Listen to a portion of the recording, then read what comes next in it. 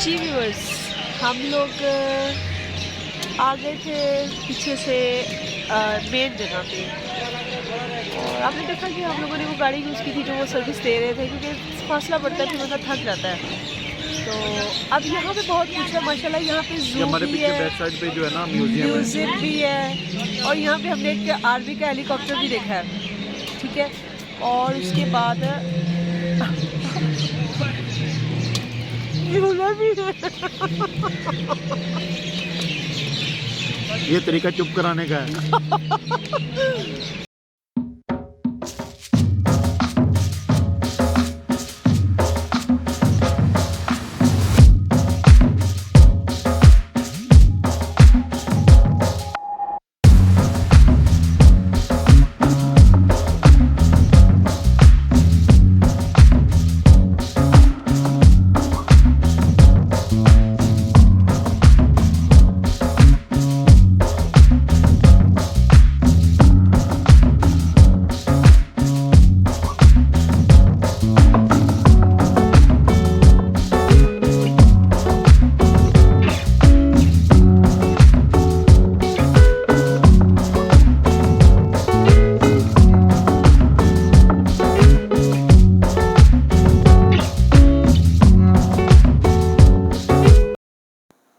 Museum के पास हम आ चुके थे, और शायद मैं ज़िंदगी में पहली बार इस तरह की म्यूज़ियम में आई हूँ।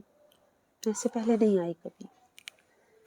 और ये भी हो सकता है कि मैं बहुत अच्छी अंदाज में, बहुत अच्छी तरह डिटेल के साथ आपको ना बता पाऊँ, क्योंकि मुझे इतना अंदाज़ा नहीं है। लेकिन म्यूज़ियम के अंदर एंटर होने के बाद हमें ये पता चला कि हर चीज़ की डिटेल उसके साथ मौजूद थी। ज़ाहिर है इतना टाइम भी नहीं था कि वहाँ पे खड़े होकर मुकम्मल पढ़ा जाता, ठीक है।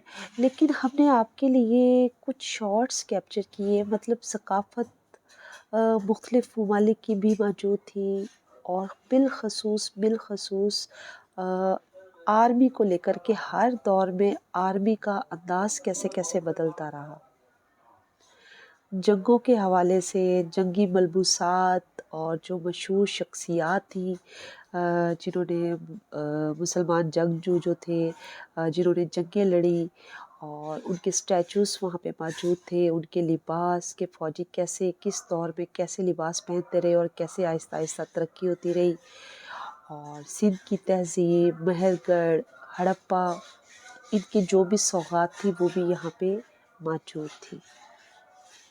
देखने में बहुत खूबसूरत लग रहा था, मतलब पुरानी दौर की पुरानी चीज़ें, और उनको इतनी निफ़ासत के साथ तरतीब दिया हुआ था। ये आपके सामने जो स्टैचू दिखाया जा रहा है, ये यहाँ पे मौजूद था, साथ में इनकी डिटेल। क्योंकि भाई मैं आपको सही बात बताऊँ, मेरी याददाश्त बहुत ज़्यादा तेज़ नहीं है, ठीक है, और मुझे अब ये याद भी नहीं है। पता नहीं ये मोहम्मद बिन कासिम का था शायद स्टैचू। और आगे जाकर फिर मैंने अब्बास से कहा, मैंने कहा अब्बास, इनकी जो डिटेल्स आते हैं ना, एक एक व्यू जो है उन डिटेल्स का भी लिया जाए।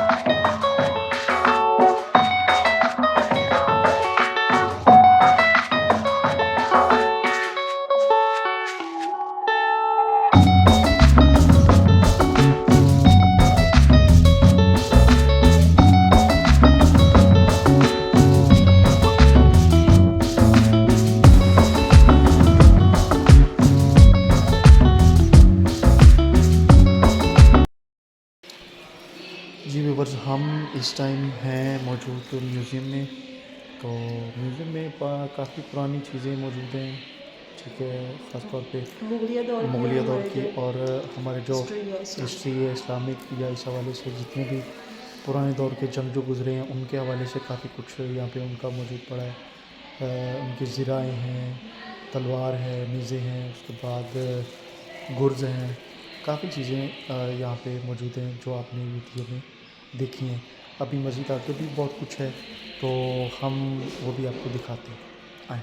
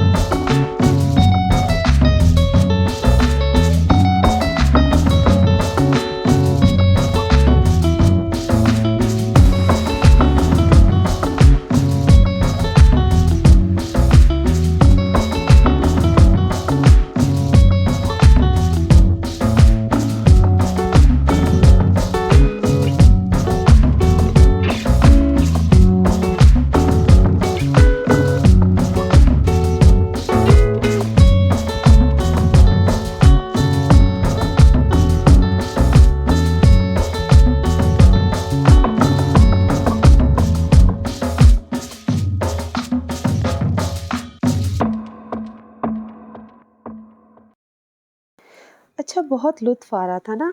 और अब्बास को ये सब बहुत पसंद है। मतलब पुराने दौर से मुतल्लिका यहाँ पे तो ये ख़ुसूसी तौर पे जंगों के हवाले से जो है ना, म्यूज़ियम में जो कुछ भी था ना, वो पुराने दौर में जो जंगें हुआ करती थी और जो हथियार औज़ार इस्तेमाल होते थे, ये सब कुछ वो दिखा रहे थे। उससे हटकर भी अब्बास को जो है वो पुराने ज़माने में जिस टाइप के बर्तन इस्तेमाल होते थे, मिट्टी के प्याले, सुराहियाँ और तांबे के गिलास, मतलब इस टाइप की चीज़ें जो है ना, जो चीज़ें हैं वो अब्बास को बहुत अट्रैक्ट करती हैं। और अब्बास वहाँ पे कह रहे थे कि मेरा दिल चाहता है मैं यहाँ से सब कुछ उठाकर घर ले जाऊँ। मैंने कहा जी ये म्यूज़ियम वालों से आप पूछ लें, अगर वो आपको इजाज़त देते हैं तो फिर कोई मसला नहीं है। बाकी घर में एडजस्ट आप ही ने करना है कि हमने ये सब कुछ रखना कहाँ है। बहरहाल हम लोग पहली बार इस तरह की म्यूज़ियम में आए थे। हालाँकि मैं काफ़ी टाइम रावलपिंडी में रही हूँ, लेकिन हम लोगों की जिस टाइप की ज़िंदगी मसरूफ़ थी, जॉब्स वग़ैरह करनी और पार्ट टाइम में भी जॉब करनी, मतलब हमारे पास टाइम नहीं होता था कि हम इस तरह के तफ़रीही मुकामात पे जाएँ। और सही बताऊँ हमारे पास इतना ख़र्चा ही नहीं होता था। मतलब हम ये समझते थे कि ये फ़ज़ूल ख़र्ची है, हम क्यों पैसे ख़र्च करें, वही पैसे हमारे घर में इस्तेमाल हो जाएँगे। और ये जो है ना बड़ा खूबसूरत था ये मंज़र। अच्छा ये अब मुझे नहीं पता कि ये मतलब कोई बेड था या कोई सवारी थी, क्योंकि मैंने ना इस तरह की एक तख्त जो है, अगर आप सब में से किसी ने हज़रत यूसुफ़ अलैहिस्सलाम की जो एक वो मूवी तैयार हुई हुई है, ठीक है, यूसुफ़ पैगंबर के नाम से, तो उसमें जो है ना ये इस तरह के तख्त दिखाया करते थे जिसमें ज़ुलेखा जो है वो सफ़र किया करती थी और उनको जो थे ना वो उनके ग़ुलाम उठाया करते थे, ठीक है। तो मुझे ये देखकर जो है ना याद आ गया कि इस तरह की मैंने वहाँ पे देखी है। देखिए जी कैसे-कैसे दौर थे, कैसी-कैसी सवारियाँ थीं और उस टाइम में जो उस टाइम में उस तख्त पे बैठता था वो अमीर कबीर शख्स था, और जो उस तख्त को 6 7 8 लोग मिलकर उठाते थे उनको लोग गुलाम कहते थे। बहरहाल जी, सफ़र जारी था म्यूज़ियम का।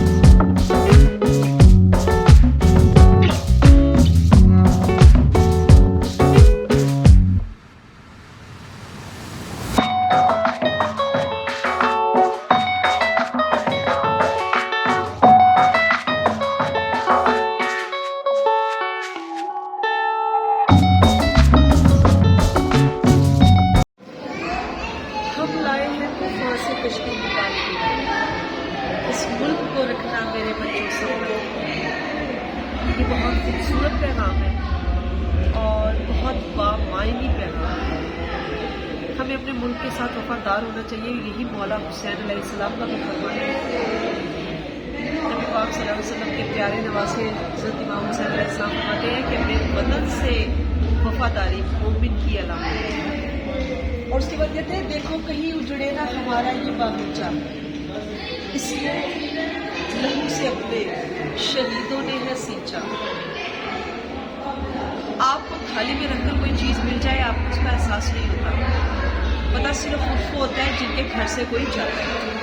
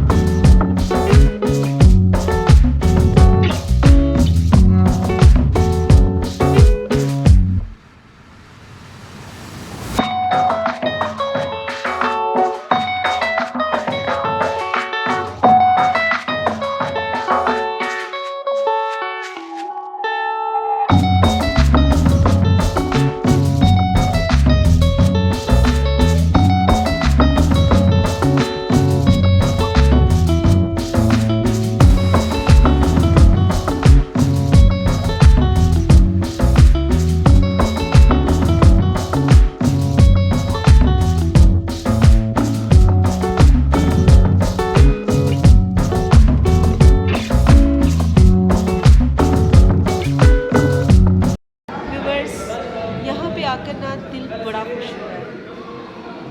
मतलब हमें पता चला कि हमारे पाकिस्तान का मुकाम क्या है और हमारा पाकिस्तान इस टाइम सरहदी हिफाजत के लेवल से फ़िज़ाई हिफाजत के लेवल पे या ज़मीनी मतलब कितना स्ट्रॉन्ग है। मुझे फ़ख्र हो रहा है कि हम पाकिस्तानी हैं और हमारी हिस्ट्री हर हवाले से कमाल है।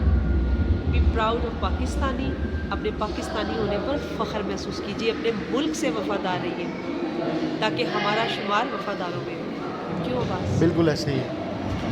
बहुत खूबसूरत है। बहुत सी ऐसी चीज़ें थी जो हमें मालूम नहीं थी, तो साथ साथ में हिस्ट्री पढ़ते रहे तो वो बाकी ये कारकर्दगी की पिक्चराइज हुई है, कब क्या हुआ, कैसे हुआ, बहुत डिटेल से मतलब है। डिटेल के साथ मुकम्मल मतलब है। ये तो शायद तो अगर 2 हम घंटे की इसको व्लॉग बन अगर जाए। हम इसको डिटेल के साथ डालते तो यकीन जाने ये मैक्सिमम 2 घंटे, ये कह रही हैं अगर मैं पिक्चराइज करूं तो ये 4 घंटे की पूरी तो आपको जो है मूवी ना पूरी बनेगी। रात देखनी पड़ेगी क्योंकि अब आज तो एक-एक चीज़ को बहुत डिटेल से डालते हैं। जी, ठीक है।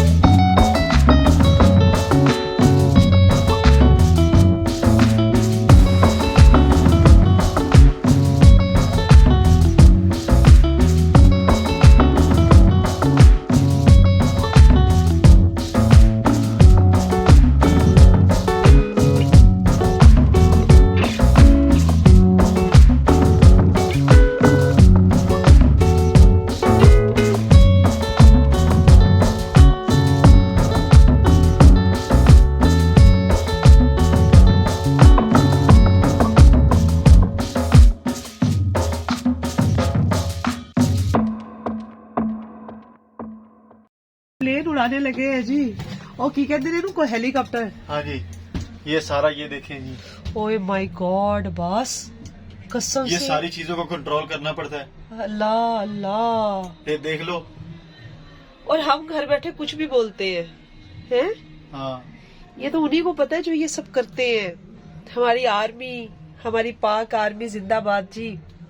ये देखें जी, हमारा पाकिस्तान जिंदाबाद। ये हैंड ब्रेक है लैंडिंग के लिए जो अब होती आज है। तुम जहाज तो नहीं उड़ाते रहे हो। ये हैंडल है, ये इसे टेक ओवर करते हैं। ये देखें, ये दोनों साइडों से हरकत करेगा। हाँ, मतलब सही। एक बंदा बैठ के इसको चला सकता है, ठीक लेकिन हो जब गया, हालात खराब हो तो फिर दोनों बंदे इसको कंट्रोल में करते हैं। ठीक हो गया। आज की ये आउटिंग बड़ी ज़बरदस्त थी। पहली बार मैंने हेलीकॉप्टर को देखा। अब वापसी के लिए घर को निकल खड़े हुए हैं।